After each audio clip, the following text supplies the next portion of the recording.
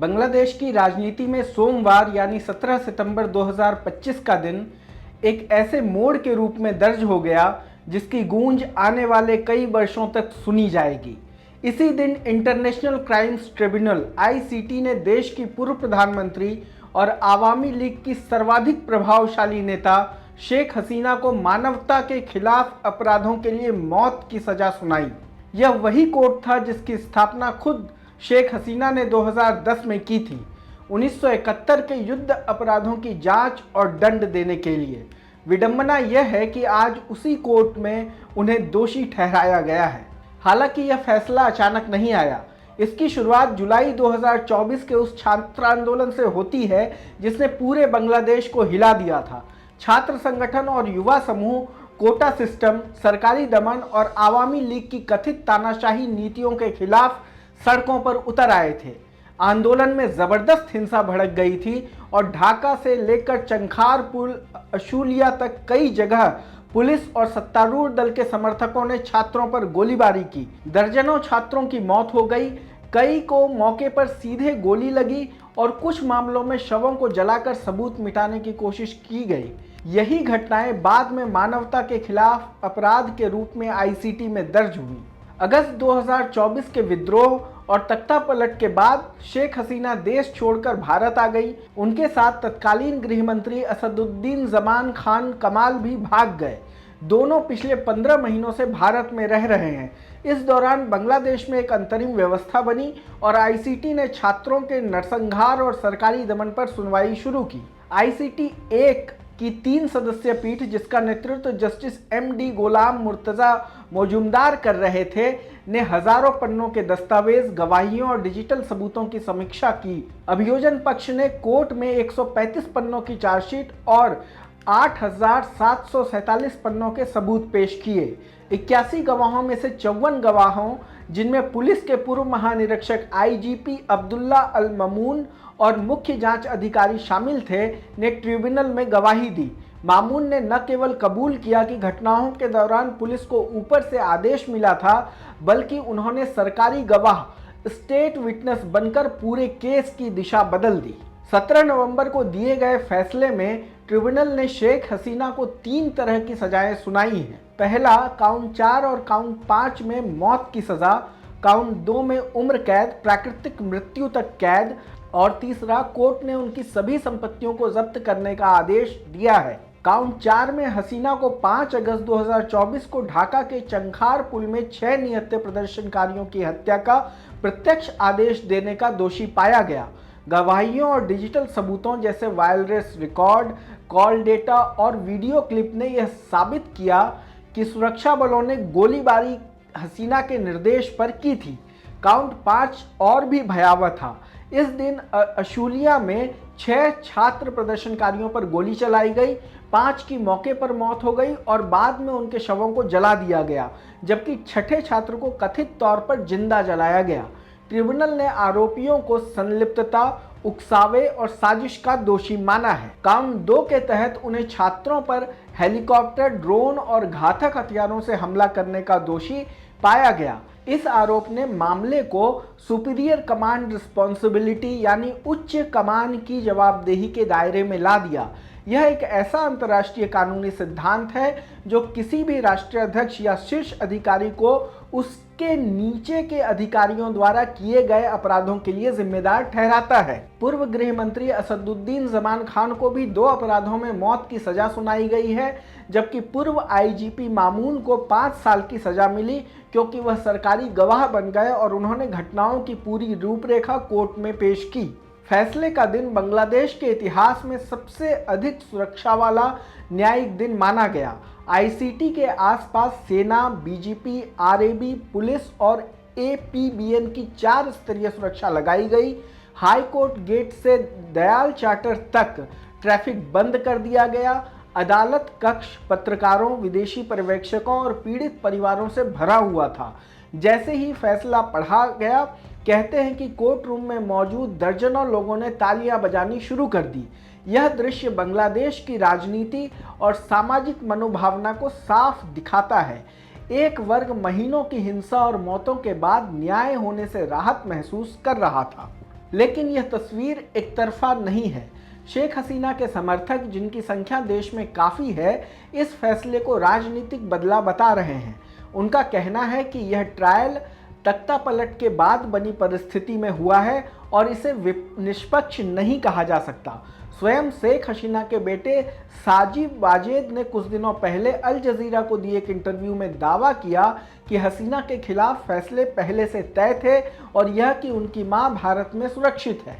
Attorney general Mohammad Asaduddin Zaman ने फैसले पर संतोष जताते हुए कहा कि जुलाई क्रांति में मारे गए लोगों को न्याय मिला है। यह बयान इस मामले को एक राष्ट्रीय न्याय की तरह पेश करता है, जो आंदोलन में मारे गए छात्रों के परिवारों के लिए उम्मीद का संदेश देता है। लेकिन यह भी सच है कि यह फैसला केवल एक न्यायिक फैसला नहीं है, बल्कि बांग्लादेश की राजनीति में गहरे परिवर्तन का संकेत है। 15 वर्षों तक सत्ता में रही आवामी लीग अब प्रभावहीन हो चुकी है। उसके शीर्ष नेता देश से बाहर हैं और बांग्लादेश की नई सत्ता संरचना अभी बिल्कुल अस्थिर है। शेख हसीना पर 3 और मामले लंबित हैं, 2 जबरन गुमशुदगी के और एक 2003 के शापला चार्टर नरसिंहार का।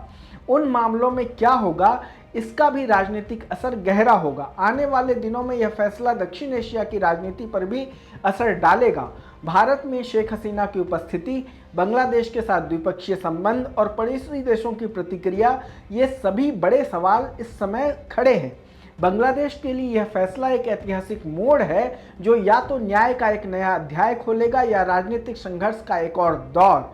किसी भी स्थिति में यह स्पष्ट है कि शेख हसीना का यह मुकदमा और इसका फैसला आने वाली पीढ़ियों तक चर्चा का विषय रहेगा। अब सवाल यह है कि इस फैसले के बाद शेख हसीना के पास क्या रास्ते बचे हैं और उनके लिए भविष्य में क्या छिपा है। सबसे पहला और स्वाभाविक विकल्प कानूनी लड़ाई है। बांग्लादेश कानून के तहत इंटरनेशनल क्राइम्स ट्रिब्यूनल के फैसले के खिलाफ अपील का रास्ता खुला रहता है। बचाव पक्ष भले ही संकेत दे चुका है कि अब वे उच्च अदालत में इस फैसले को चुनौती देंगे, लेकिन इसका मतलब यह है कि आने वाले महीनों में बांग्लादेश की सुप्रीम कोर्ट या संबंधित उच्च न्यायिक मंचों पर यह पूरा केस दोबारा बहस का विषय बनेगा। अगर किसी भी स्तर पर अदालत यह माने कि ट्रायल असंतुलित, राजनीतिक या प्रक्रिया की दृष्टि से त्रुटिपूर्ण था, तो सजा कम हो सकती है या पलट सकती है या केस दोबारा सुनवाई के लिए भेजा जा सकता है। दूसरा रास्ता अंतर्राष्ट्रीय मंचों का है। भले ही Bangladesh international criminal court ICC के दायरे में सीधे ना आता हो, लेकिन मानवाधिकार संगठनों, संयुक्त राष्ट्र की विभिन्न एजेंसियों और अंतर्राष्ट्रीय लॉबी समूहों के जरिए इस फैसले को वैश्विक बहस का मुद्दा बनाया जा सकता है। हसीना के समर्थक पहले ही इसे विक्टोर जस्टिस यानी विजेताओं का न्याय बताने लगे हैं। आगे चलकर यह संभव है कि उनके पक्ष की लॉबी इस फैसले को एक पॉलिटिकल विच हंट के तौर पर प्रोजेक्ट करे और अंतर्राष्ट्रीय दबाव के जरिए बांग्लादेश पर पुनर्विचार करने का दबाव बनाया जाए। तीसरा और सबसे संवेदनशील पहलू है भारत में उनका भविष्य। फिलहाल जो नैरेटिव है उसके मुताबिक शेख हसीना और असदुद्दीन जमान दोनों भारत में हैं और यहाँ उन्हें सुरक्षा मिली हुई है। यदि बांग्लादेश की मौजूदा सरकार आधिकारिक रूप से प्रत्यर्पण एक्सट्रेडिशन की मांग करती है, तो भारत के सामने एक जटिल द्वंद्व खड़ा होगा। एक तरफ पड़ोसी देश के न्यायिक फैसले का सम्मान, दूसरी तरफ एक पूर्व प्रधानमंत्री जो लंबे समय तक भारत की करीबी राजनीतिक सहयोगी रही हैं, उनके साथ न्याय का मामला। क्या भारत उन्हें एक राजनीतिक शरणार्थी की तरह रखेगा या कोई सुरक्षित निर्वासन जैसा मॉडल बनेगा जिसमें भारत या किसी तीसरे देश में रहकर बाकी जीवन गुजार सकें, या फिर किसी राजनीतिक सौदे के तहत बांग्लादेश और भारत के बीच कोई समझौता निकलेगा? यह सब फिलहाल अनुमान की जद में है, लेकिन इतना तय है कि हसीना का सवाल अब सिर्फ बांग्लादेशी राजनीति का नहीं, बल्कि एक बड़े क्षेत्रीय भू राजनीतिक समीकरण का हिस्सा बन चुका है। चौथा पहलू उनका राजनीतिक भविष्य है। एक ओर मौत की सजा और मानवता के खिलाफ अपराध की मुहर किसी भी नेता के सार्वजनिक छवि पर गहरा धब्बा छोड़ती है। यह बात साफ है कि मौजूदा बांग्लादेशी सत्ता संरचना में हसीना की राजनीतिक वापसी लगभग असंभव दिखती है। वे व्यवहारिक तौर पर निर्वासन वाली जिंदगी जीने को मजबूर रहेंगी और बांग्लादेश की धरती पर कदम रखना उनके लिए खतरे से खाली नहीं होगा। दूसरी ओर राजनीति में विक्टिमहुड यानी खुद को अन्याय का शिकार साबित करने की धारा भी बहुत शक्तिशाली होती है।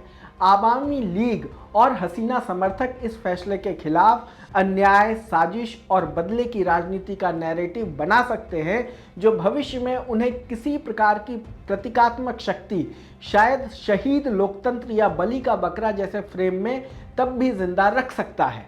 अंत में हसीना के पास एक और विकल्प बचता है, वह भविष्य की किसी सरकार या अंतर्राष्ट्रीय हस्तक्षेप के जरिए आम माफी या सजा में राहत का रास्ता चुन सकती हैं।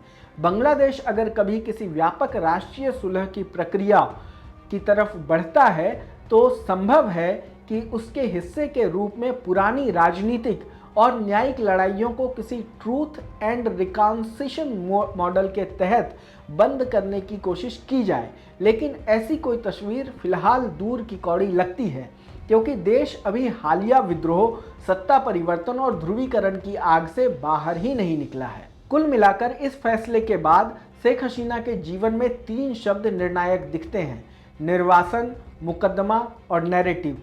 वह कहाँ रहेंगी, कानूनी लड़ाई कैसे लड़ी जाएगी और उनकी विरासत को बांग्लादेश की जनता आखिरकार तानाशाही के प्रतीक के रूप में याद रखेगी या स्थिरता और विकास के प्रतीक के रूप में, इसी पर उनके राजनीतिक और व्यक्तिगत भविष्य की दिशा तय होगी। इतना तय है कि यह कहानी यहीं खत्म नहीं हुई है, बल्कि एक नए और कहीं अधिक जटिल अध्याय में प्रवेश कर चुकी है। शेख हसीना के राजनीतिक भविष्य के बारे में हमारी यह रिपोर्ट आपको कैसी लगी, हमें कमेंट बॉक्स में बताएं। देश दुनिया की तमाम खबरों को देखने के लिए जुड़े रहें लोकमत हिंदी के साथ। धन्यवाद।